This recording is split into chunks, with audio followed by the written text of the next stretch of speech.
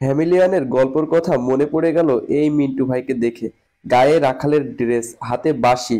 বাঁশি বাজানো মাত্রই তার পিছু নেয় খামারের ১৫০০ থেকে ২,০০০ হাঁস এবং প্রতিদিন ৫ থেকে ৬ কিলোমিটার পর্যন্ত দূরে চলে যায় এই হাঁসগুলোকে খাবার খাওয়াইতে।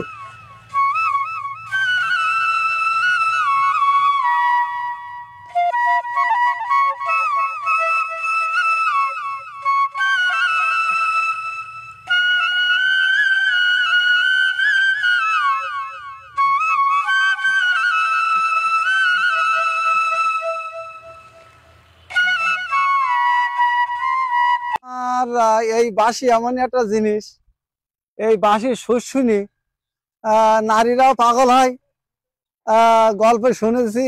আর হেভিলান বাঁশি বাজাই ইঁদুর বিভিন্ন জীবজন্তু তার ৫-৫ ৪০টা আর কি। তাই এই হাঁসগুলো আমার এত মানে মানে এই বাঁশির সুর এদের এত ভালো লেগেছে, আমি নিজেই কল্পনা করতে পারিনি যে এরা আমার বাঁশির সুরে এইভাবে চলবে আর কি।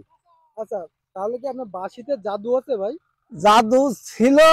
এই জাদুই মনে করেন এক মেয়ে চলে এলো, সত্যি কথা বলতে এই জন্যই এই বাঁশি খুব মানে যারা বাঁশি বাজায় তাদের উদ্দেশ্যে বলবো যে বাঁশিটা কোনো বাড়ি এলাকায় বাজাবে না, কিন্তু আপনার সমস্যা দেখা দিতে পারে। আচ্ছা, তাহলে বর্তমানে আপনি হ্যামিলনের হাঁসওয়ালা হিসেবে দাবি করতে পারেন? দাবি মানে হেমিয়ালের হাঁস হিসাবে আমার অল বাংলা অল পৃথিবীর লোক জানে, শুধু অল বাংলাদেশ না, অল পৃথিবীর লোকই জানে যে আমার হাঁস মিন্টু হেমিয়ালের বাঁশিওয়ালা। সে বাঁশি বাজাই মাঠে হাট চড়ায়।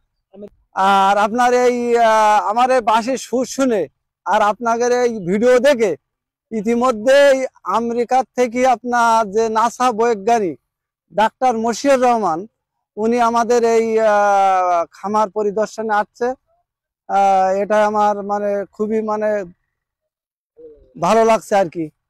হাঁসগুলো এখন শীতের সময়, এটা হচ্ছে আপনার প্রাকৃতিক খাবার খাইতে, আমি কোনো বাড়তি কোনো খাবার দেই না। ফিট মিট যে খামারিরা ফিট দিয়ে পালে, আর এগুলো প্রাকৃতিক খাবার। এই হাঁসগুলো আপনার বিক্রি মানে এগুলো চাহিদা বেশি, মাংস সুস্বাদু বেশি খাওয়ার জন্য। আচ্ছা, ওইটা না, এই যে আপনি বাঁশির সুরে তাদেরকে মুগ্ধ করে রাখেন, হ্যাঁ, তো তারপরে এই হাঁসগুলো আপনার বিক্রি করতে কষ্ট হবে না? ও ভাই, ও ও বেশ কষ্ট হবে, কিন্তু আমি তো গরিব মানুষ, আমার সেইভাবে হাঁসগুলো রাখার জায়গা নাই। এই জন্য আমি বেশ কষ্ট লাগে আর কি। তা কষ্ট আমি যদি সেইরকম পরিবেশ পাই, একটা যদি এবার একটা ঘের পুকুর যদি নিতে পারি, তা হাঁসগুলো আমি ব্যস্ত না, এরকম একটা আমার কল্পনা আছে আর কি। ভাই আপনাদের মাধ্যমে একটা কথা আমি বলতে চাই। আমার এই হাঁস বর্তমানে তো এখন সেই সব খেয়ে ফেলাইতেছে আপনার গণভবনের হাঁস। আমার এই হাঁস যদি ওই ডাক্তার ইউনূস সাহেব যদি গ্রহণ করে, গণভবনের জন্য আমি কিছু হাঁস ওই গণভবনে দিতে চাই। এটা আপনার দাবি? এটা আমার দাবি, মানে এটা আমার মানে মনের থেকে আবেগ থেকে, যে গণভবনের হাঁসটা সব শেষ। তা আমি এখান থেকে আমি ডিমির হাঁস, আমার ডিমির হাঁস আছে কিছু, সেই হাঁসগুলো আমি গণভবনে দিতে চাই।